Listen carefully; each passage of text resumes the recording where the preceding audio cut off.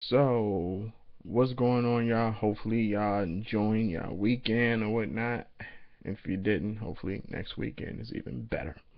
But I'm here to talk about what's supposed to be the matches of matches at every WrestleMania. It's supposed to always be the Undertaker match. The Undertaker tonight has been defeated. The streak is over. And who ended it? None other than the man, the beast. Sleep, conquer, eat, repeat. Or is it? I don't know if it's in that order or not, but yeah. But anyway, um, Brock Lesnar has defeated The Undertaker. This match, now I can take the Undertaker losing. You know, the streak is meant to be broken. That's an old saying that everyone is used to at this point, not just with wrestling, but just with anything.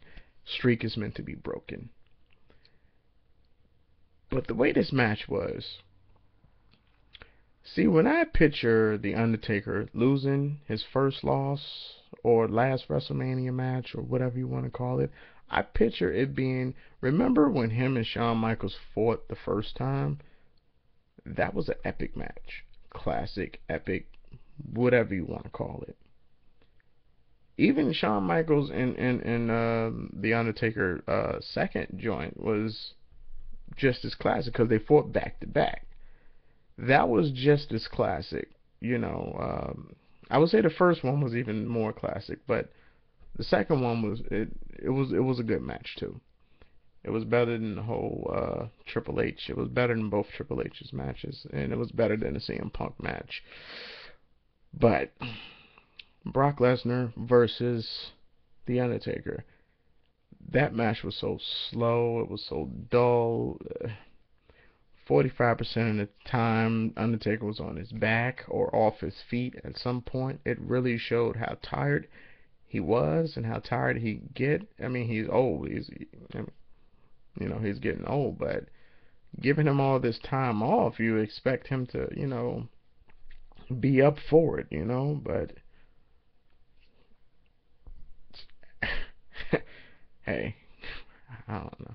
But I didn't expect him to go out like that because, I mean, it was a couple of F5s. If I'm not mistaken, he did about 3 or 4 F5s. I know he did the F5 when he was trying to do the old school. Undertaker was trying to do the old school, and he yanked him off the top rope, put him on his shoulders. Bam, F5. And then he did one regular F5. And then the Undertaker went for a tombstone, and he ended up reversing that. It looked like he was about to tombstone the Undertaker, but he ended up just throwing him over his shoulders, and boom, F5 again. So, and that last F5 was it. I mean, when you go against the Undertaker, of course you're prepared to see the 1, 2. He kicks out on both ends. You're prepared to see that, but that's what you thought was going to happen here. Like after that third F5, you was expecting, okay, he's going to kick out and probably do a tombstone, 2, 3 more tombstones and do a super tombstone, and that's what's going to pin Brock Lesnar. Like either way, I was looking for the Undertaker to be bloody, look like he went through hell for that loss. I'm expecting Brock Lesnar to look like he went through hell for the win. That wasn't the case. The match was probably about 15 minutes. You can hear, I mean, when he put that F5 on the Undertaker, 1, 2, 3, you were still sitting there as if the ref didn't really count to 3. Like, really, like you were sitting there like, he won? Like, that's how it was. Like, what?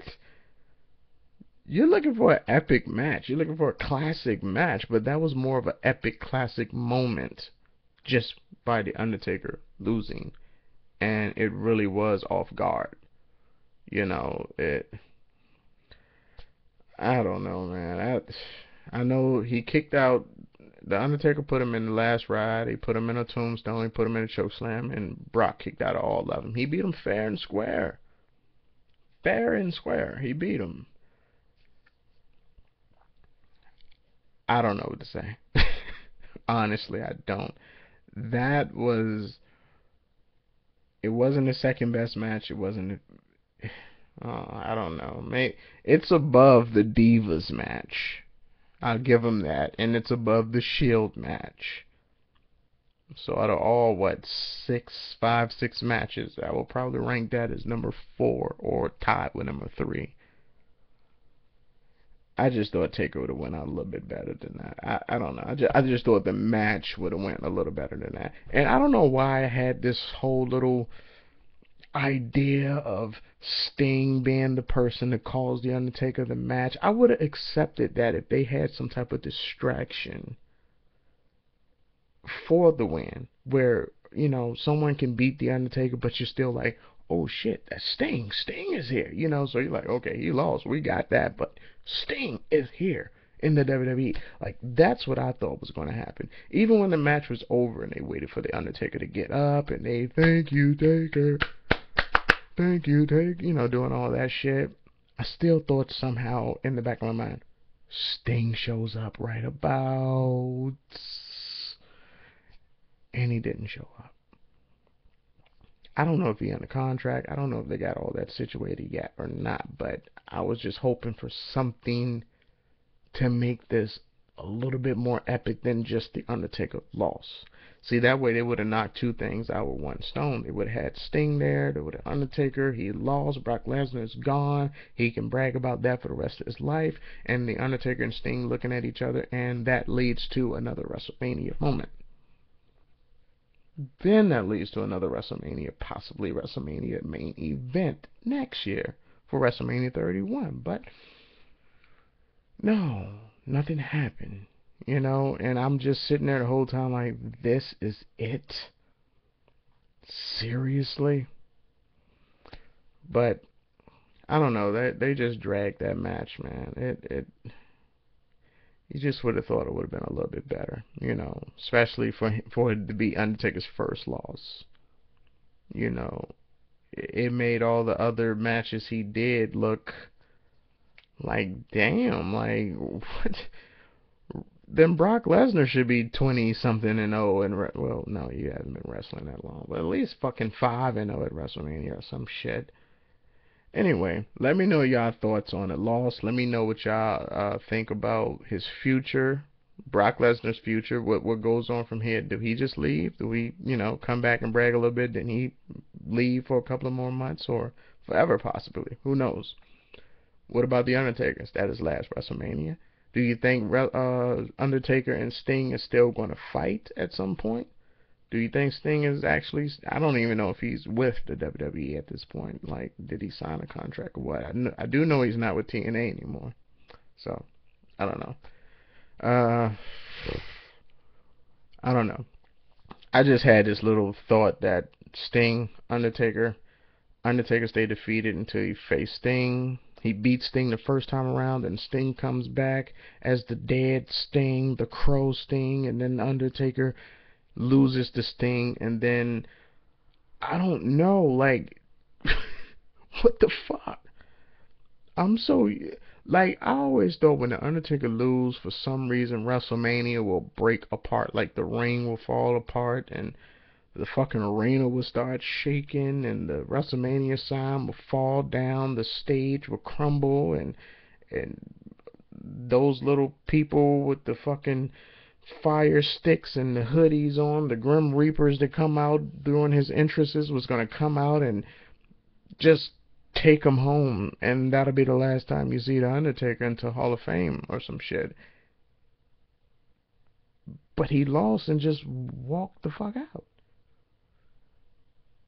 Yeah. Huh? WWE, what you doing? Fuck.